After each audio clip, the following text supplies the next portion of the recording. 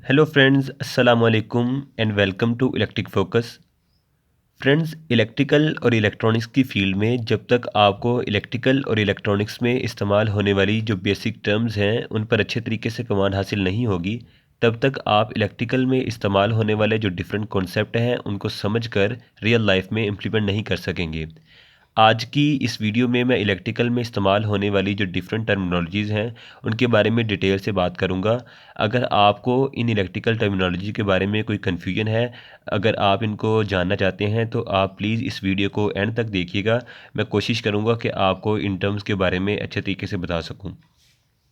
इसके अलावा मैं आपको बताऊंगा कि जो हमारे जो डिफरेंट एप्लीकेशन जो डिवाइसेस हैं इलेक्ट्रिकल की, उनकी पावर को किस तरह से कैलकुलेट कर सकते हैं। इसके अलावा आपकी जो बैटरी होती है यूपीएस के साथ लगी हुई, आप उसका चार्जिंग जो टाइम है और डिस्चार्जिंग टाइम वो किस तरह से निकाल सकते हैं, इसकी भी मैं आपको डिटेल से कैलकुलेशन बताऊँगा। तो आपने अगर अभी तक मेरे चैनल को सब्सक्राइब नहीं किया तो प्लीज़ आप मेरे चैनल को पहले सब्सक्राइब कर लें। इसके साथ बेल आइकन का बटन भी दबा दें ताकि जो ही मैं कोई नई वीडियो अपलोड करूं आपको उसका नोटिफिकेशन मिल सके। अगर आपको किसी चीज़ के बारे में डाउट है या आपको किसी चीज़ के बारे में समझ नहीं आती तो आप प्लीज़ मुझे कमेंट सेक्शन में पूछ सकते हैं। मैं इंशाल्लाह आपको उसका आंसर दूंगा। इसके अलावा अगर आपका कोई सजेशन है तो प्लीज़ आप वो भी कमेंट सेक्शन में डाल दीजिए। तो शुरू करते हैं। सबसे पहले जो हमारी पहली टर्मिनोलॉजी है वो है करंट। तो करंट की डेफिनेशन ये होती है कि किसी सर्किट में फ़्लो ऑफ चार्जेस जो है इसको हम करंट कहते हैं, यानी चार्जेस का जो फ़्लो है वो करंट कहलाता है। इसके बाद जो हमारी दूसरी टर्म है वो है वोल्ट्स। वोल्ट होता है करंट को चलाने के लिए सर्किट में एक पोटेंशियल डिफरेंस की ज़रूरत पड़ती है, तो वो हमारा जो पोटेंशियल डिफरेंस होता है उसे हम वोल्ट कहते हैं। इसके अलावा हमारी जो थर्ड जो टर्म है वो है पावर। तो पावर हमारी होती है किसी सर्किट में करंट और वोल्टेज का जो है मल्टीपल, उसे हम पावर कहते हैं। इसके अलावा जो हमारी दो और जो टर्म यूज़ की जाती हैं, कन्वेंशनल करंट और इलेक्ट्रॉनिक करंट की। कन्वेंशनल करंट और इलेक्ट्रॉनिक जो करंट है उसके बारे में अभी थोड़ी देर बाद डिटेल से बात करते हैं। इसके बाद हम देखेंगे कि कैलकुलेट किस तरह करते हैं किसी पावर की, यानी जिस तरह मैंने आपको मिसाल दी, मेरे पास जिस तरह ये मोबाइल फ़ोन का चार्जर था, इसकी आप इनपुट और आउटपुट पावर को किस तरह से कैलकुलेट कर सकते हैं। या इस कंसेप्ट को यूज़ करते हुए आप जो भी आपके जो इलेक्ट्रिक अप्लाइंसेस है, मिसाल के तौर पे आपकी जो इलेक्ट्रिक आयरन है, वॉशिंग मशीन है, जूसर मशीन है, या कोई भी इस तरह की जो इलेक्ट्रिकल अप्लाइंसेस है उसकी पावर को आप किस तरह से कैलकुलेट कर सकते हैं।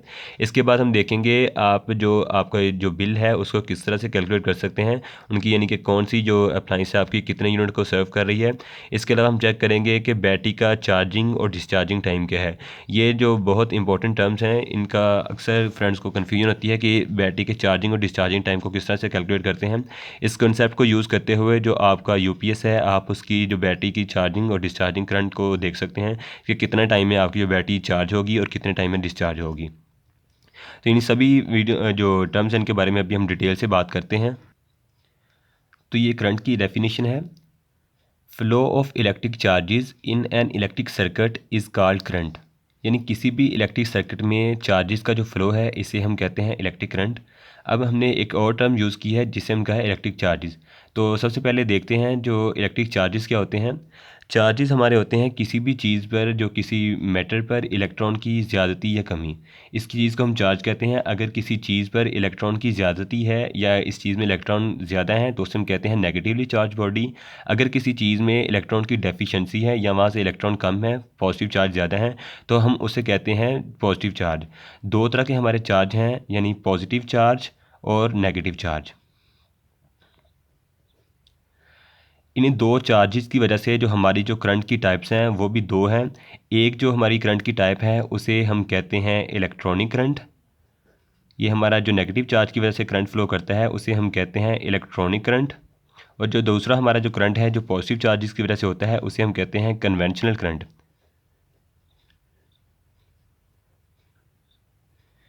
ये दोनों जो टर्म्स हैं, कन्वेंशनल और जो इलेक्ट्रॉनिक करंट है, दोनों करंट की ही दो टाइप्स हैं। जो डिफरेंट जो इलेक्ट्रिकल जो इंजीनियर है वो कहते हैं कि जो करंट हमारा फ्लो करता है वो कन्वेंशनल करंट है, यानी जो हमारा पॉजिटिव चार्जेस से यानी हायर पोटेंशियल से लोअर पोटेंशियल की तरफ जो चार्जेस मूव करते हैं वो होता है, यानी कि जो कन्वेंशनल करंट है वो उसमें पॉजिटिव चार्जेस मूव करते हैं। लेकिन जो हमारे इलेक्ट्रॉनिक्स के इंजीनियर है वो कहते हैं कि जो हमारा करंट है वो नेगेटिव चार्जेस के फ्लो की वजह से बहता है, यानी हमारी जो नेगेटिव चार्ज हैं वो मेटल के अंदर से मूव करती हैं। तो इसकी वजह से जो हमारा करंट होता है उसे हम इलेक्ट्रॉनिक करंट कहते हैं। ये जो दो टाइप्स का करंट है, जो इलेक्ट्रॉनिक और कन्वेंशनल जो करंट है, करंट कंडक्शन इलेक्ट्रॉन थ्योरी मकबूल होने से पहले इस बात का पुख्ता यकीन था कि मादा के मुस्बत चार्ज शुदा ज़रात की वजह से करंट कायम होता है। इसके बाद ये नज़रिया आया कि करंट मनफी चार्ज शुदा जो इलेक्ट्रॉन्स की वजह से हरकत की वजह से कायम होता है। ये तज़ाद इतना बड़ा था कि एक अरसा तक इलेक्ट्रिकल इंडस्ट्री में इन दो नज़रियात की वजह से तकसीम रही। इनमें से एक ग्रुप करंट की रवायती भाव यानी मुस्बत चार्ज कैरियर्स की तारीफ़ को तरजीह देता था, जबकि दूसरा जो ग्रुप था इलेक्ट्रॉन फ्लो डायरेक्शन यानी मनफी चार्ज कैरियर वाली तारीफ को तरजीह देता था। करंट डायरेक्शन की दो तारीफ़ों से पैदा होने वाली मुश्किलात को रोकने के लिए करंट के रवायती फ़्लो को स्टैंडर्ड माना गया है, यानी जो हमारा कन्वेंशनल करंट है पॉजिटिव चार्ज की वजह से करंट है उसे स्टैंडर्ड माना गया है। तो जो ज़्यादातर किताबें हैं रवायती फ़्लो को मद्देनज़र रखकर लिखी जाती हैं, जिसकी वजह ये होती है कि ये जो हमारा नज़रिया है तालीमी इदारों और सनतों में बड़े वसी पैमाने पर इस्तेमाल होता है। तमाम जो इलेक्ट्रॉनिक आलात की अलामत को डिज़ाइन के लिए इस मफरूज़े का इंतखाब बहुत मकबूल है। दो मुखालिफ किस्म के भाव वाला जो मफरूज़ा इस वक्त बना जब इलेक्ट्रिसिटी की दरियाफ़त हुई थी। इस नज़रिए की बुनियाद ये थी कि धाती कंडक्टर्स में मुस्बत चार्ज को मुतहर्रिक ज़रा माना गया है। याद रहे कि कन्वेंशनल जो करंट का भाव है इंतखाब समझने और पढ़ने में किसी किस्म की कोई दुश्वारी पेश नहीं आती। इलेक्ट्रॉनिक्स इंजीनियर ज़्यादातर इलेक्ट्रॉन फ़्लो को तरजीह देते हैं, जबकि इलेक्ट्रिकल इंजीनियर्स अमूमन मुस्बत चार्ज यानी कन्वेंशनल करंट को मद्देनज़र रखते हैं। तो ये थी कन्वेंशनल करंट और इलेक्ट्रॉनिक करंट के बारे में थोड़ी डिटेल। अब हम देखते हैं कि करंट दरअसल होता क्या है। ये तो इसकी डेफिनेशंस होगी।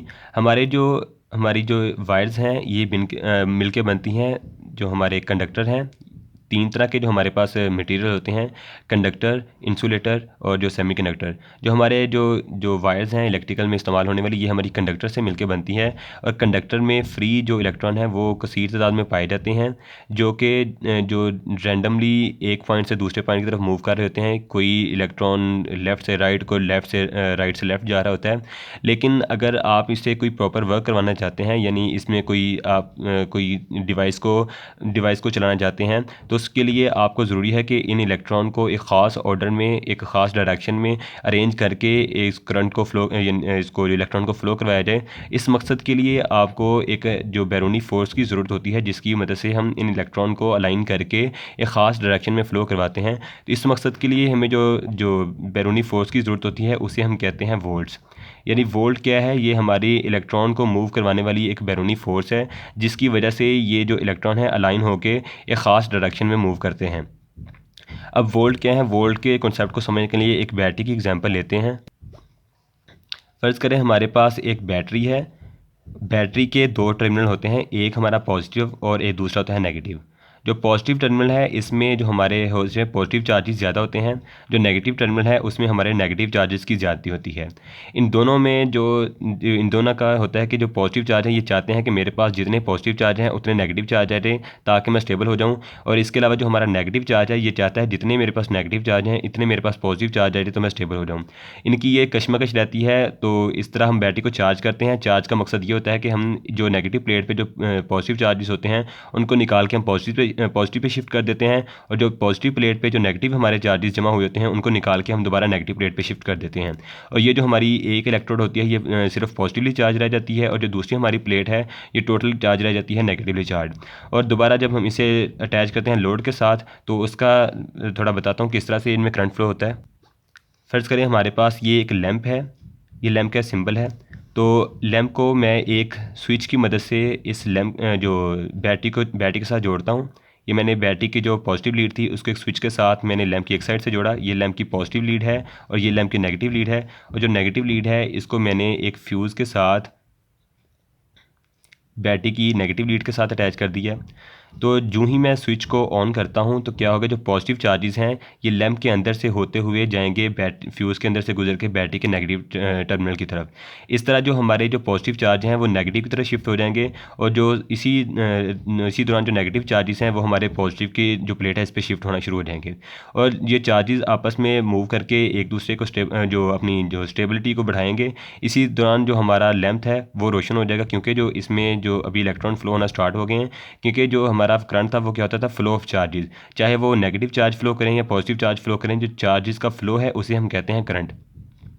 स्विच ऑन होते होगा क्या कि जो पॉजिटिव चार्ज है यहाँ से निकल के इस डायरेक्शन में आएंगे, क्योंकि जो ये हमारी वायर है ये मेटल है और मेटल में इलेक्ट्रॉन्स को सीधी तादाद में पाए जाते हैं। क्या करेगा, ये इलेक्ट्रॉन्स को अपनी तरफ अट्रैक्ट करेगा, यानी ये जो बैटरी का पॉजिटिव टर्मिनल है ये जो मेटल में जितने भी इलेक्ट्रॉन हैं सब के सब इनको अपनी तरफ अट्रैक्ट करेगा। और यहाँ क्या होगी, जो इलेक्ट्रॉन की डेफिशिएंसी होगी, तो ये डेफिशिएंसी को पूरा करने के लिए जो मजीद इलेक्ट्रॉन यहाँ से फ्लो करके नीचे इस साइड पे आएंगे, यानी ये इलेक्ट्रॉन को रिपेल करेगा, जो इस वायर में इलेक्ट्रॉन है इनको रिपेल करेगा। ये बैटरी के टर्मिनल से इलेक्ट्रॉन जो निकल के यहाँ आते जाएंगे और जो इलेक्ट्रॉन है इनको इकट्ठा करके जो बैटरी का पॉजिटिव टर्मिनल है उनको अपने अंदर जमा करता जाएगा। इस तरह यहाँ पे पॉजिटिव चार्जेस जमा हो जाएंगे। इस तरह यहाँ पे जो बैटरी की दूसरी प्लेट है यहाँ पे जो नेगेटिव, जहाँ पे नेगेटिव था वहाँ पॉजिटिव चार्जेस जमा होना शुरू हो जाएंगे, और जो हमारा बैटरी का पॉजिटिव था वहाँ नेगेटिव चार्जेस जमा होना शुरू हो जाएंगे। और जब ये दोनों चार्जेस की तादाद बराबर हो जाएगी तो तब ये बैटरी हमारी टोटल डिस्चार्ज हो जाएगी, यानी कोई इसका पोटेंशियल डिफरेंस नहीं रहेगा। जितने इसको पॉजिटिव रिक्वायर थे इसने पॉजिटिव चार्ज इकट्ठे कर लिए हैं, और जितने इस नेगेटिव को नेगेटिव चार्जेस रिक्वायर थे उसने इतने नेगेटिव चार्ज इकट्ठे कर लिए हैं। तो इस तरह ये बैटरी की ये जो चार्जिंग और डिस्चार्जिंग होती रहती है। दोबारा फिर जब आप बैटरी को इस्तेमाल करना चाहते हैं तो इस तरह फिर आप इसको सप्लाई देते हैं बैरूनी, और इसमें पॉजिटिव लीड के साथ पॉजिटिव लीड चार्जर की और बैटरी के जो नेगेटिव लीड है के साथ बैटरी जो चार्जर की नेगेटिव लीड अप्लाई करते हैं। तो क्या होता है, जो इसमें पॉजिटिव प्लेट पर जो नेगेटिव चार्जेस होते हैं उसको हम निकाल के नेगेटिव पे शिफ्ट कर देते हैं, और जो नेगेटिव साइड पे जो हमारे पॉजिटिव चार्जेस होते हैं उनको हम दोबारा शिफ्ट कर देते हैं पॉजिटिव प्लेट पे। तो इस तरह हमारी ये बैटरी दोबारा फिर चार्ज हो जाती है, उसमें फिर एक पोटेंशियल डिफरेंस बन जाता है जिसे हम किसी भी लोड के साथ अटैच करके अपना जो ज़रूरत के मुताबिक उसको चला सकते हैं। इसके साथ हमारे मोबाइल की या जो भी जितनी भी बैटरीज है इन सब में यही वर्किंग प्रिंसिपल है, यही लागू होता है। इनमें एक पॉजिटिव लीड होती है, नेगेटिव लीड होती है, इसके अलावा बाकी इसमें जो बाकी जो स्ट्रिप्स होती है वो सेंसर की होती हैं। लेकिन जो एक यूपीएस के साथ बैटरी लगी होती है उसके साथ दो ही टर्मिनल होते हैं। आप जो इसकी पावर को कैलकुलेशन करना चाहते हैं तो उसको मैं आपको फार्मूला बताता हूँ कि आप किस तरह से कैलकुलेट कर सकते हैं कि जो हमारी बैटरी है कितना लोड चला सकेगी या कितना इस पर जो कितने टाइम तक इसको चला सकेगी। तो अभी तक हमने ये जो टर्म है करंट देखा, हमने करंट क्या होता है, इसके अलावा हमारा वोल्ट क्या होता है, इसके अलावा जो हमारी टर्म थी कन्वेंशनल और इलेक्ट्रॉनिक करंट, ये दोनों की हमने बात की। अब हम चेक करते हैं कि बैटरी को चार्जिंग और डिस्चार्जिंग जो करंट जो टाइम है वो किस तरह से देखते हैं। इसके अलावा इसके बाद फिर हम देखेंगे बैटरी की पावर किस तरह से कैलकुलेट करते हैं। तो सबसे पहले अब ये यूनिट करते हैं इसका। तो सबसे पहले बैटरी के ऊपर आपको पता है कि दो तरह की इसमें टर्मिनल होते हैं, एक हमारा पॉजिटिव टर्मिनल होता है और दूसरा हमारा होता है नेगेटिव टर्मिनल। पॉजिटिव के ऊपर एक पॉजिटिव टर्मिनल थोड़ा बड़ा होता है, इसके ऊपर पॉजिटिव का निशान भी बना होता है, इसके ऊपर जो नेगेटिव है इसके ऊपर नेगेटिव का सिंबल भी बना होता है। इसके अलावा इस पर लिखा होता है कि बैटरी कितने एम्पेयर की है, यानी इस पर फ़र्ज़ करें 120 लिखा गया है, 120 एम्पेयर। इसके अलावा इस पर वोल्टेज मेंशन किए रहते हैं कि इसके वोल्टेज कितने हैं, इस पर यानी कि फ़र्ज़ करें 12 वोल्ट मेंशन किया गया है। तो बैटरी की जो पावर है हमेशा वो ली जाती है एम्पेयर आवर्स में, यानी ये बैटरी कितने एम्पेयर आवर तक लोड को सप्लाई करेगी। इसमें जो वोल्ट एक चीज़ होती है और एक एम्पेयर, इसमें कोई वाट का जो फैक्टर नहीं इस पर मैंशन किया जाता। तो जो हमारी टोटल बैटरी की पावर है उसे हम कहते हैं एम्पेयर आवर में, यानी इसके जो 120 लिखे गए हैं या 200 लिखा गया, जितना भी लिखा गया है तो वो होता है हमारा एम्पेयर आवर में। जिस तरह मोबाइल की बैटरी में लिखा होता है, ये मेरे पास मोबाइल की बैटरी है, इसमें देखें इसकी जो पावर इधर मेंशन की गई है वो लिखी गई है 1540 मिली वाट आवर, यानी अगर वाट में बात करें तो 5.7 वाट आवर। अगर ये बैटरी 5.7 वोल्ट को सप्लाई करती यानी 5.7 वाट का लोड को चलाती है तो वो टोटल 1 घंटे तक इस लोड को सप्लाई फ्राहम कर सकेगी। तो इसको देखते हैं, जो 120 एम्पेयर की जो बैटरी है इस पर अगर आप लोड कनेक्ट करते हैं, अपना जो लोड है आपका वो है, फ़र्ज़ करें आपका 100 वाट का लोड है, आपकी बैटरी की जो पावर है ये हमारा लोड है, पावर कितनी है हमारे लोड की PL। इसके अलावा जो हमारी बैटरी की पावर है यानी एम्पेयर्स में वो हमारी है 120 एम्पेयर। तो हम चेक करते हैं जो हमारा ये 100 वाट का लोड है ये कितनी देर तक इस बैटरी पे चल सकेगा या बैटरी कितने टाइम तक इस लोड को रन कर सकेगी। तो सबसे पहले देखते हैं कि ये जो हमारा लोड है इसमें कितनी करंट फ्लो कर रही है। तो करंट जो फ्लो करने का फार्मूला, जो करंट फाइंड करने का फार्मूला ये है P = V/I। ये एक ओहम लॉ का फार्मूला है, यानी ओहम लॉ भी टोटल इस पर डिपेंड करता है। इसमें हम देख सकते हैं कि सॉरी ओहम लॉ कह रहा हूँ, ये हमारा पावर का एक फार्मूला है। इसमें हम देखेंगे वोल्टेज आपके सर्किट में जो लोड लगा है उसके वोल्टेज कितने हैं और इसके जो सर्किट में आपकी करंट कितनी फ्लो करेगी। इस केस में हमारी जो पावर है लोड की वो हमारी है 100 वाट, यानी अभी हमें पता है कि जो हमारा लोड है वो उसमें टोटल उसकी पावर है 100 वाट है उसकी पावर है। इसके बाद हमें पता है कि हमारी बैटरी 12 वोल्ट की है, यानी 12 वोल्ट की बैटरी के साथ 12 वोल्ट का लोड ही अटैच कर सकते हैं। तो हमारे जो वोल्टेज होंगे होंगे इस सर्किट के, वो हमारे होंगे लोड के, वो 12 वोल्ट होंगे। इसके अलावा हम करंट इसकी फाइंड कर लेंगे। तो हमारा जो इसका फार्मूला इसको रीअरेंज करेंगे, यानी आई इज़ इक्वल टू होगा हमारा P/V। आपकी जो पावर है इस केस में आपकी 100 वाट है। इसके अलावा जो आपका जो वोल्ट है ना वो 12 वोल्ट है। तो इस तरह जो आपकी करंट आएगी वो होगी। तो इसकी करंट को फाइंड करते हैं। हमारी जो पावर है वो 100 है, 100 डिवाइडेड बाई 12, जो हमारा आंसर है वो हमारा है 8.33। यानी कि ये जो आपका लोड है इसका करंट है 8.33 एम्पेयर। यानी हमारा जो IL है, लोड करंट है जो हमारा, वो हमारा आ गया कितना है 8.33 एम्पेयर। इसके बाद जो हमारा टोटल हमारे पास बैटरी में करंट मौजूद है वो हमारा है, यानी कि आई जो बैटरी है हमारे पास टोटल करंट वो हमारा है 120 एम्प्स। देखिए मैंने जो आपको बैटरी दिखाई थी उसमें जो करंट था हमारे पास टोटल 120 एम्पेयर था। इसके बैटरी के वोल्टेज 12 वोल्ट थे। इसमें जो बैटरी का टोटल करंट वो हमारा 120 एम्पेयर है। जो हमारा लोड है वो हमारा ले रहा है 8.33 एम्पेयर।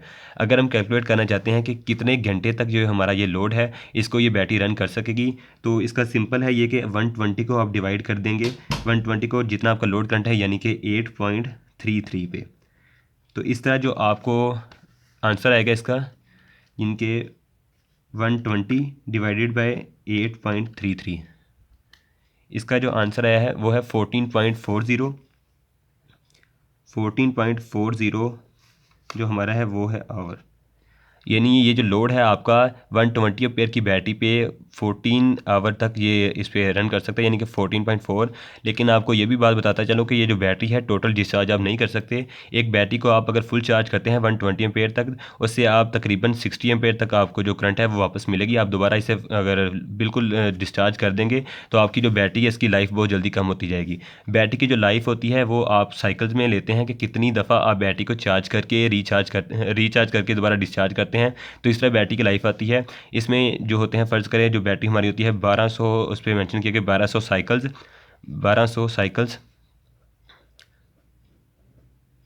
1200 साइकिल का मतलब ये होता है कि आप इस बैटरी को 1200 दफ़ा चार्ज और डिस्चार्ज कर सकते हैं, यानी 1200 दफ़ा आप इसे इस्तेमाल कर सकते हैं। अगर आप इसको 1200 दफ़ा चार्ज करके फुल डिस्चार्ज करेंगे, यानी एक मरतबा आपने इसे चार्ज किया बैटरी को 120 एम्पेयर तक फुल चार्ज की, उसके बाद दोबारा फिर आप 120 एम्पेयर तक इस पर लोड डालते हैं, यानी इसको बिल्कुल आप ड्रेन कर देते हैं, तो इस तरह जो आपकी जो बैटरी की जो लाइफ है ये 1200 जो घंटे हैं ये नहीं रहेगी, बल्कि ये बहुत कम हो जाएगी। आपकी बैटरी की जो लिमिटेशन है उसमें आप रह के इसे यूज़ करें, यानी कि अगर आप बैटरी 120 एम्पेयर तक चार्ज करते हैं तो उसे आप बड़ा भी यूज़ करें तो आप इसे 60 एम्पेयर तक यूज़ करें, इससे ज़्यादा आप इसे यूज़ ना करें अगर आप अपनी बैटरी की लाइफ बढ़ाना चाहते हैं। अक्सर दोस्त ये कहते हैं कि हमारी जो बैटरी है यूपीएस के साथ वो थोड़े अरसे बाद ख़राब हो जाती है। उसकी वजह यही होती है कि आप इस पर बहुत ज़्यादा करंट लोड डालते हैं, और जो आपके जो लोड करंट ज़्यादा होने की वजह से इसमें बैटरी फ़ौरन डिस्चार्ज होती है, और डिस्चार्ज ज़्यादा होने की वजह से बार बार यूपीएस चार्ज और डिस्चार्ज करता है, तो बैटरी की जो लाइफ है वो बहुत ज़्यादा जल्दी कम हो जाती है। अगर आप बैटरी की लाइफ को बढ़ाना चाहते हैं तो उसके लिए यही ज़रूरी है आप उस पर लोड कम से कम डालें और उसके कम से कम साइकिल यूज़ करें।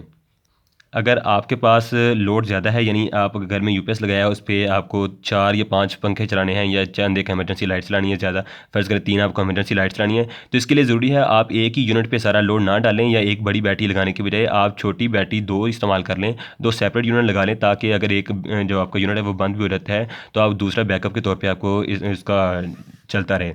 इसके अलावा आप देखना चाहते हैं कि इस जो बैटरी है इसका चार्जिंग करंट कितना होगा, तो उसके लिए देखें सबसे पहले हमारा बैटरी के टोटल जो हमारे करंट था, बैटरी का IB हमारा टोटल था वो कितना था 120 एम्पेयर था। जो 120 एम्पेयर से हमने बैटरी को यानी ड्रेन करवाया कितना तक, जो हमने लोड इस्तेमाल किया, यानी कि आई हमारे पास जो बैटरी का बचेगा IT जो बचेगा हमारे पास टोटल करंट बचेगा वो हमारा होगा IB माइनस IL, यानी बैटरी में आपके एम्पेयर कितने हैं, इसके बाद जो आपने बैटरी से जो लोड कितना इस पर चलाया है। बैटरी के हमारे जो करंट है वो हमारा 120 एम्पेयर है। इसके अलावा आपने इसको मैंने बताया आपको कि 60% से ज़्यादा यूज़ ना करें, 50% से ज़्यादा यूज़ ना करें, तो इस तरह हमने इस पर 60 एम्पेयर इसमें से ड्राई करवा लिए हैं, यानी इसमें निकाल लिए हैं, तो बाकी आपके बचे 60 एम्पेयर। यानी कि आपका जो बैटरी में अभी करंट 60 एम्पेयर चाहिए इसको फुल चार्ज करने के लिए, क्योंकि जब आपकी बैटरी यूपीएस आपको शट डाउन कह देता है यानी कि यूपीएस बंद हो जाता है, इसका ये मतलब नहीं होता कि आपकी बैटरी फुल डेड हो गई है। इसका मतलब ये होता है कि आपकी जो बैटरी है 50 या 60% तक डिस्चार्ज हो चुकी है। अगर आप उसे मज़ीद डिस्चार्ज करवाएंगे तो आपकी जो बैटरी की लाइफ कम होती जाएगी। इसलिए यूपीएस में प्रोडक्शन रखी जाती है कि आप वो 60 एम्पेयर तक जो है ना वो बैटरी को डिस्चार्ज करवाएगा। अगर 120 एम्पेयर की बैटरी है तो उसके बाद यूपीएस ट्रिप हो जाएगा, दोबारा फिर जो आपकी इलेक्ट्रिक सप्लाई आएगी तो इलेक्ट्रिक सप्लाई दोबारा फिर बैटरी को चार्ज करने के बाद यूपीएस फिर से लोड को ऑन करवा देगा। तो इस बैटरी को चार्ज करवाने के लिए आपको 60 एम्पेयर की ज़रूरत है, 60 एम्पेयर की ज़रूरत है। तो अब आप देखेंगे जो आपका करंट है, चार्जिंग करंट, वो कितना है। यूपीएस में करंट तकरीबन 50 एम्पेयर से लेकर 20 एम्पेयर तक करंट होता है। ये 15 से 20 एम्पेयर तक जो करंट है ये यूपीएस जो हमारे नॉर्मल है 100 जो अपने 1000 VA के जो यूपीएस हैं उनमें जो करंट होता है वह इतना होता है 15 से 20 एम्पेयर। उसके ऊपर एक सेलेक्टर स्विच भी लगा होता है जिसे आप चेंज करके 15 या 20 एम्पेयर तक कोई भी सेटिंग कर सकते हैं। तो आपका जो सिलेक्टर स्विच है उसकी आप सेटिंग इस तरह करेंगे। आप सबसे पहले देखेंगे आपकी जो बैटरी की पावर है, यानी कि बैटरी की जो 120 एम्पेयर इसकी अगर टोटल एम्पेयर उसकी बैटरी है 120 एम्पेयर की, आपसे देखेंगे स्टैंडर्ड उसके क्या है, कितने आप उसमें मैक्सिमम करंट दे सकते हैं। तो इसका स्टैंडर्ड ये है कि जितने एम्पेयर की आपके पास बैटरी है उसको आप डिवाइड करते हैं अगर 10 पे, तो आपका जो करंट बचेगा वो आपका बचेगा जो होगा वो आपका चार्जिंग करंट होगा। अगर आप इसे 10 पे डिवाइड करते हैं तो आपका 12 बनता है, यानी आप इसे 12 वोल्ट तक चार्ज करेंगे। इस बैटरी को अगर आप 12 वोल्ट तक चार्ज करेंगे तो ये सेफ़ कंडीशन में रहेगी, यानी कि इसका जो इस पर आप कोई एक्स्ट्रा बर्डन नहीं डाल रहे। इसको इस लिमिट में रहते हुए चार्ज करेंगे तो बैटरी की लाइफ आपकी अच्छी आएगी। इस तरह बहुत से फैक्टर होते हैं जो बैटरी की लाइफ को बढ़ाने के लिए देखे जाते हैं। पहला तो इस पर आप लोड कम से कम डालें, इसके आप साइकिल कम से कम यूज़ करें। इसके अलावा आप इसको वोल्टेज जो है वो प्रॉपर वोल्टेज दें, और उसका जो चार्जिंग करंट है उसे आप 12 वोल्ट तक इसे चार्ज करें। इसका ज़्यादा करंट ना दें। अगर आपकी बैटरी 120 एम्पेयर की है और आपको यूपीएस इसे 20 एम्पेयर पर चार्ज करेगा तो इस तरह बैटरी हीटअप होगी। बैटरी हीटअप होने की वजह से जो उसका लाइफ है वो कम होती जाएगी। इस तरह आप सेफ कंडीशन में रहते हुए, यानी इसको अगर आपके पास 15 एम्पेयर मैक्सिमम सेटिंग है तो आप इसे 15 पे सेट करें। बैटरी को जल्दी चार्ज करवाने के लिए इस पर 20 पे सेटिंग ना करें, क्योंकि इस तरह आपकी लाइफ कम होगी बैटरी की। आप इसे 15 में रख के चार्ज करें। 15 पे रख के चार्ज करेंगे यानी हमारा अभी चार्जिंग करंट है 15 एम्पेयर हमारा चार्जिंग करंट है। आपकी बैटरी का रिक्वायर्ड है 60 एम्पेयर, तो 60 डिवाइडिंग बाई 15, टोटल आपका जो आंसर आएगा 60 डिवाइडिंग बाय आपका 15, आपका जो टोटल करंट है ये टाइम बचेगा 4 आवर। यानी आपको इस बैटरी को अगर आप 15 आवर पे चार्ज करते हैं, आपकी बैटरी को जो 60 एम्पेयर रिक्वायर्ड है, यानी आपका जो चार्जिंग करंट है वो 15 एम्पेयर है और चार्जिंग करंट 15 एम्पेयर है। उसके अलावा जो आपकी बैटरी में जो कम करंट हुआ है, यानी कि आपने कितना यूज़ कर लिया, 60 एम्पेयर आपने यूज़ कर लिया है, तो आपका ये टोटल 4 घंटे यूपीएस लगाएगा इस बैटरी को दोबारा चार्ज करने के लिए। अगर यूपीएस की बात करें तो फिर यूपीएस 4 घंटे लगाएगा। अगर आप मोबाइल फ़ोन की बात करते हैं तो उसके लिए आपका ये अडॉप्टर है, इसको कितना टाइम लगेगा आप वो भी इस तरह से कैलकुलेट करते हैं। इसके ऊपर मेंशन किए गए इसके वोल्टेज कितने हैं और इसकी पावर कितनी है। ये जो आपका मोबाइल का अडॉप्टर है 5 वोल्ट का है, 1 एम्पेयर का है, यानी इसकी टोटल जो पावर है मोबाइल के अडॉप्टर की P = VI वाला फार्मूला लगाएं आप। वोल्टेज आपके हैं 5 वोल्ट इसकी आउटपुट है। इसके अलावा जिसका आउटपुट करंट है वो हमारा है 1 एम्पेयर। 5 × 5 1 इक्वल टू होता है 5 वाट, यानी इसकी जो टोटल इस पे जो आप लोड डाल सकते हैं वो 5 वाट का है, यानी आपकी ये यूपीएस से 5 वाट ड्रा करेगा। तो जो आपकी मोबाइल फ़ोन की जो बैटरी है, तो इस बैटरी का चार्जिंग करंट मालूम करने के लिए आप इस पे देखिए 2 वैल्यू लिखी गई हैं। पहली इस पे वैल्यू लिखिए TYP, यानी कि टिपिकल इसकी वैल्यू जो है वो 5.7 वाट आवर है। इसके अलावा इसकी जो मिनिमम वैल्यू है वो आप इधर देखें 5.6 वाट आवर है। यानी इसकी जो पावर लिखी गई है वो कितनी है बैटरी की PB, यानी कि बैटरी की जो पावर है वो हमारी है 5.7। आप टिपिकल को ले लें, मिनिमम को रहने दें।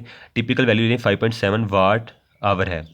अगर आपको मैंने बताया था पावर का जो फार्मूला, ये देखें इसका पावर का फार्मूला है। आप इस तरह से इसमें जो आप इस तरह से इसकी पावर कैलकुलेट करेंगे ये वाला फार्मूला लगा के।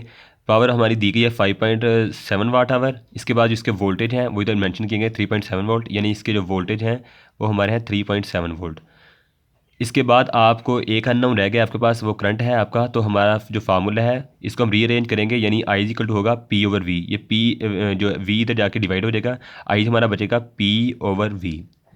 तो हमारा जो इसकी पावर है वो हमारी है 5.7, डिवाइडिंग में आप करते हैं 3.7 के, तो इसका जो आंसर आपके पास आता है वो है 5.7 डिवाइडिंग बाय 3.7। इसका जो आपके पास आंसर आएगा वो होगा 1.540। अगर ये हमारा आंसर आया है एम्पेयर में, आप अगर इसे मिली एम्पेयर में कैलकुलेट करेंगे तो आप इसे 1000 से मल्टीप्लाई करें।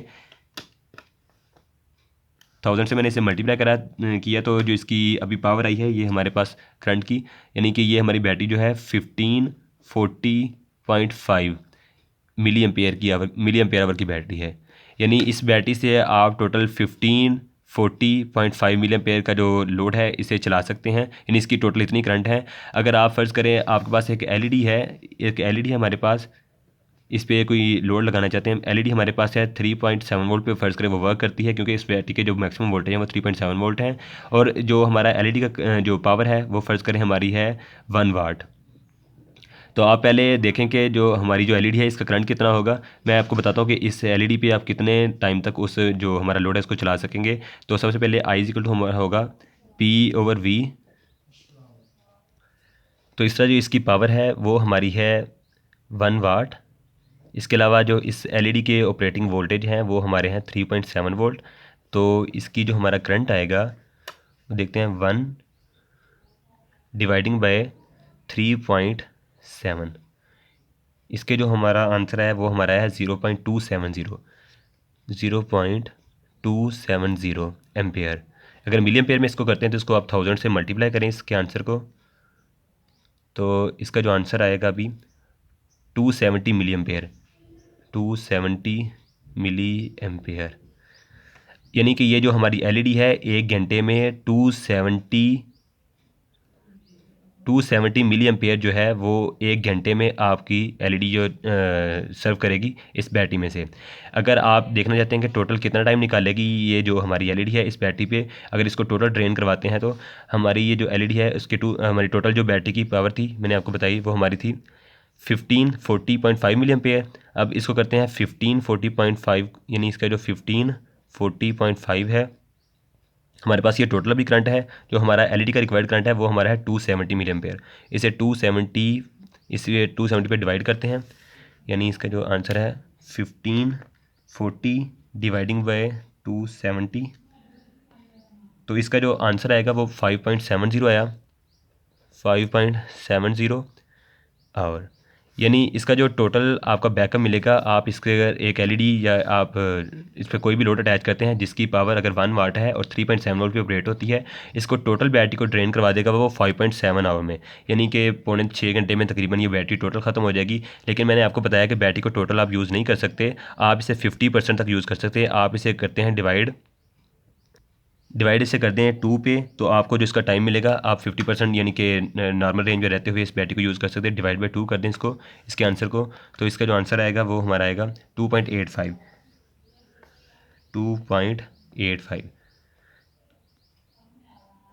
यानी आप तकरीबन 2.25 घंटे तक इस बैटरी पे आप जो है वो लोड चला सकते हैं 1 वाट का 3.7 वोल्ट का। तो इस तरह ये इस बैटरी की चार्जिंग और डिस्चार्जिंग टाइम मैंने आपको बताया किस तरह से कैलकुलेट करते हैं। डिस्चार्जिंग टाइम इसका ये है, नहीं इतने घंटे में टोटल डिस्चार्ज होगी। और जो चार्जिंग टाइम मैंने आपको पहले बताया वो मैंने बड़ी बैटरी का आपको एग्जाम्पल दिया है। आपको मैंने दोनों एग्जाम्पल समझा दिए हैं, आप इनको यूज़ करते हुए किसी भी बैटरी का चार्जिंग और डिस्चार्जिंग टाइम फाइंड कर सकते हैं।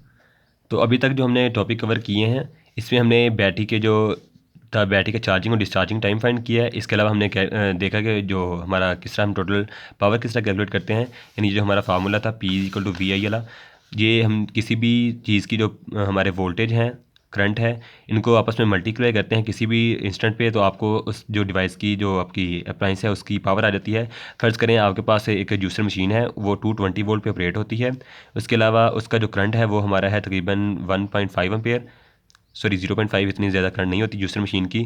तो इसकी जो पावर हमारे पास आएगी वो हमारी होगी 110 वाट्स, यानी टोटल ये जो पावर सर्व करेगा 110 वाट करेगा। अगर आप इसे यूपीएस पे चलाना चाहते हैं तो बाकी आप देख सकते हैं इसका जो कितना बैकअप दे सकेगी, यानी कितनी देर तक आपकी जूसर मशीन यूपीएस पे चल सकेगी। इसके अलावा कोई भी इस तरह की जो अप्लाइंस है आप उसको इस तरह कैलकुलेशन करके देख सकते हैं। तो बैटरी से डायरेक्ट अभी ये आपकी अप्लाइंस नहीं चलेगी, क्योंकि इस पर हमने 220 वोल्ट की जो हमारी जूसर मशीन में मोटर लगी हुई है जो 220 वोल्ट पे वर्क करती है। इसके लिए आपको एक अलग से जो डिवाइस है इन्वर्टर वो यूज़ करना पड़ेगा बैटरी के साथ। यानी आप इसे बैटरी पे अटैच नहीं करेंगे, इसे यूपीएस के साथ अटैच करेंगे जिसके जो आउटपुट वोल्टेज हैं वो 220 वोल्ट्स होते हैं। तो वो उसकी मैंने कैलकुलेशन अभी बताई है आपको।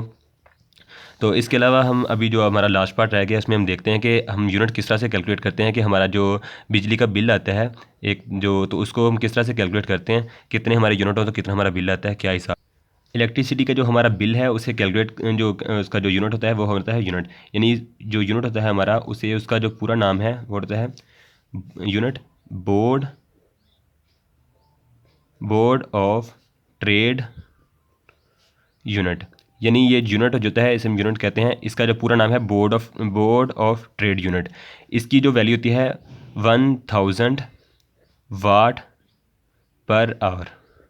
यानी अगर आप 1000 वाट का जो लोड है उसे 1 घंटे तक चलाते हैं तो आपका जो यूनिट है 1 यूनिट आपका वो सर्फ हो जाएगा। अगर आपकी एग्जांपल लेते हैं इलेक्ट्रिक आयरन नॉर्मली 1000 वाट की होती है। अगर आप उसे कंटिन्यूसली चलाते हैं 1 घंटे तक, 1 घंटे तक उसे चलाएंगे तो आपका जो आएगा इसके, यानी आपकी जो इलेक्ट्रिक आयरन है उसे अब 1 घंटे तक मुसलसल चलाएं तो हमारा जो 1 यूनिट सर्फ होगा। इसके बाद हम देखते हैं कि जो डिफरेंट हमारी अप्लाइंसिस हैं, फ़र्ज़ करें हमारा जो फ़ैन है सीलिंग फ़ैन वो तकरीबन 80 वाट का होता है। 80 वाट का जो फ़ैन है उसे आप कितने घंटे तक चलाएं तो आपका 1 यूनिट सर्फ होता है। कोई भी आपका लोड है तो आप इसी फार्मूले से कैलकुलेट कर सकेंगे। यानी ये हमारे पास लोड है PL, लोड की जो पावर है वो हमारी 80 वाट है, तो आप डिवाइड करेंगे बोर्ड ऑफ ट्रेड यूनिट की पावर हमारे पास है 1000 डिवाइडिंग में आप करेंगे आपका जो लोड है कितना आपका लोड है वो आप डिवाइड करें 80 पे। उसके बाद आप इसे जब उसका आंसर निकालेंगे तो वो आएगा, आप इसे करें 1000 डिवाइडेड बाय 80, 12.5। इसका आंसर है 12.5 आवर। यानी कि ये जो आपका लोड है अगर आप 12.5 आवर तक यानी 12.5 घंटे तक इससे लगातार चलाएंगे 80 वाट के लोड को तो फिर आपका जो 1 यूनिट सर्व होगा। यानी ये हमारा आ गया 12.8 आवर में 1 यूनिट। इसी तरह अगर आप इसके मंथली के यूनिट कैलकुलेट करते हैं, फर्स्ट ये जो हम फ़ैन की ही कैलकुलेशन कर लेते हैं। ये जो हमारा फ़ैन है ये हमारा जो पावर है 80 वाट है इसकी पावर। अगर हमारा ये रोज़ाना का चलता है, डेली हम इसे यूज़ करते हैं 12 आवर तक, यानी इसका डेली यूज़ है 12 आवर तक है। इसके बाद इसका जो मंथली है यानी कि अगर 30 दिन का हमारा एक मंथ है तो 30 दिन में हमारे ये कितने यूनिट सर्व करेगा, कितना इसका बिल हमें आएगा। तो कैलकुलेट करते हैं तो इसका फार्मूला ये होगा कि आप इसकी टोटल निकालें कि एक जो मंथ में आपकी कितने ये यूनिट सर्व करेगा। तो आप इसे इस तरह करेंगे तो इसकी पावर कैलकुलेट करने का फार्मूला ये होगा टोटल, यानी कि एक मंथ में ये कितने टोटल यूनिट सर्व करेगा वो हम निकालते हैं। यानी कि इसकी पावर है 80 वाट, 80 वाट ये 1 घंटे में सर्व करता है। इसके अलावा कितने घंटे हमने रोज़ाना इसे लोड को चलाना है, यानी कि 12 घंटे हमने इसको रोज़ाना का चलाना है।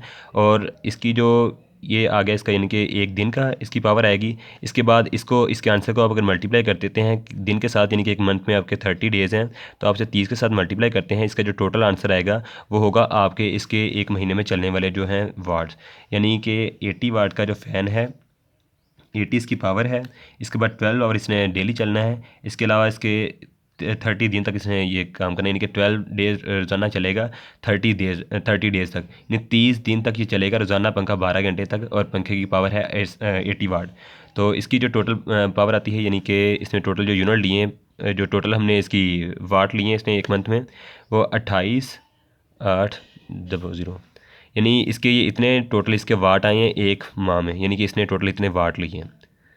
तो इसकी इसे हम डिवाइड कर देते हैं 1000 पे, क्योंकि जो हमारा 1 BOT है यानी कि बोर्ड ऑफ ट्रेड यूनिट है वो हमारा आता है 1000 वाट के बराबर। यानी कि अगर 1000 वाट आप यूज़ करते हैं घंटे में तो आपका एक बनता है फिर यूनिट, इसे हम कहते हैं यूनिट। तो इसे आप अगर डिवाइड करते हैं इसके जो आंसर को 1000 पे, यानी इसका जो आंसर है उसे आप सीधा सीधा डिवाइड कर दें 1000 पे तो आपका जो आएगा 28.8। यानी इसको अगर 1000 पे डिवाइड करते हैं तो इसका जो हमारा आंसर आता है वो हमारा आता है 28.8। यानी इसमें पूरे एक मंथ में हमारे इतने यूनिट लिए हैं। पूरा जो हमारा मंथ है उसमें अगर हमारा फ़ैन है 80 वाट उसकी पावर है, अगर उसका वर्किंग टाइम कितना यानी कितने घंटे वर्क करता है डेली का, उसके बाद कितने दिन तक ये काम करता है, तो उसे हमने इस तरह फार्मूला में लगा के ये वैल्यू निकाली है, यानी कि 28.8 यूनिट सर्व करेगा पूरे एक मंथ में। इस तरह अगर आपके पास मल्टीपल यूनिट फैंस हैं या आपके पास दूसरे लोड्स हैं, इसी तरह आप उसकी पावर निकालें, पावर उसका वर्किंग टाइम उसके बाद उसके ऑपरेटिंग डेज़ कितने हैं। तो इस तरह अगर एक को मिसाल लेते हैं साथ, फ़र्ज़ करें हमारी जो इलेक्ट्रिक आयरन है उसकी पावर है 1000 वाट। 1000 वाट हमारी पावर है, और जो हमारी जो आयरन है वो हर रोज़ जो है वो हमारी 3 घंटे तक इस्तेमाल होती है, जो उसके हर रोज़ 3 आवर उसका टाइम है रोज़ाना का। इसके अलावा पूरा मंथ चलती है, हर रोज़ यानी कि 3 घंटे की चलती है, तो 30 दिन में उसका कितना उसका यूनिट वो सर्व करेगी। तो सिंपल जो फार्मूला है, इसको 1000 इसकी जो पावर है इसको मल्टीप्लाई करें रोज़ाना के ऑपरेटिंग टाइम पे, यानी कि 1000 को आप मल्टीप्लाई करते हैं सीधा सीधा 3 के साथ, तो आपका जो आंसर आता है 3000 आता है, यानी कि 3000।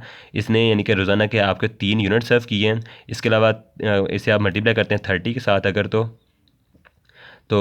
30 के साथ इसे मल्टीप्लाई करें 3000, इसने यूनिट सर्व किए एक दिन में, और 30 दिन में कितना यूनिट सर्व करेगी ये 90,000, यानी कि हमारे 90,000, सॉरी ये डॉट नहीं है, 90,000 ये हमारे इसने एक मंथ के अंदर यूनिट सर्व किए हैं। इसे अगर आप 1000 पे डिवाइड करते हैं तो आपके ये यूनिट आ जाएंगे, यानी कि 90 यूनिट्स। अब इसे डिवाइड करें 1000 पे, ये सॉरी कुछ भी नहीं है, ये वैसे ही डॉट लग गया। 1000 इसके 1000 पे डिवाइड करते हैं तो इसका जो आंसर आता है वो हमारे पास आता है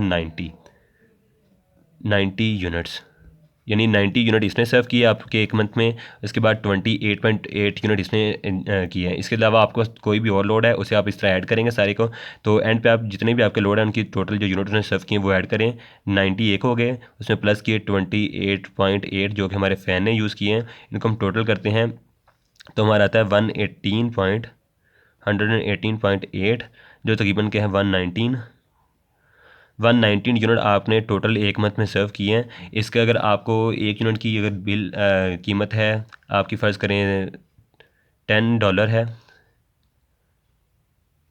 $10 अगर इसकी प्राइस है, मैंने एक एग्जांपल के तौर पे 10 लिया है, आप इसे कोई भी जो आपकी प्राइस है आपकी जो कंट्री की जो करेंसी है उसी के हिसाब से करेंगे, जितना आपका एक यूनिट पड़ता है जितने पैसे में आपको या जितने रुपए में जितने डॉलर में उससे मल्टीप्लाई करें। अब हमारे पास एक है 119 यूनिट हमने सर्व किए हैं। इसके अलावा हम इसे मल्टीप्लाई करते हैं 10 के साथ, तो जो हमारा टोटल बिल आएगा वो $1190 बनेंगे, $1190। इस तरह आप अपने जो बिल है उसे कैलकुलेट कर सकते हैं घर का, कोई भी आप इस तरह लोड कैलकुलेट करें और इसको टोटल ऐड करें। अगर आपको किसी भी चीज़ के बारे में कोई कन्फ्यूजन है, आपको किसी चीज़ की समझ नहीं आई, तो आप मुझे प्लीज़ कमेंट सेक्शन में पूछ सकते हैं, इंशाल्लाह मैं उसका आपको आंसर करूँगा। अगर आपको कोई मुझे सजेशन देना चाहते हैं या आपका कोई और क्वेश्चन इससे हट के, तो आप वो भी मुझे कमेंट सेक्शन में पूछ सकते हैं। तो फ्रेंड्स, चैनल को सब्सक्राइब लाजमी कर दीजिएगा और बेल आइकन को भी दबा दें ताकि नई वीडियो कोई आपको इन्फॉर्मेशन मिल सके। इसके अलावा आप मेरी वीडियो को लाइक कीजिए और अपना कमेंट ज़रूर देते रहिए कि आपको वीडियो कैसी लगी। तब तक के लिए थैंक यू, अल्लाह हाफिज़।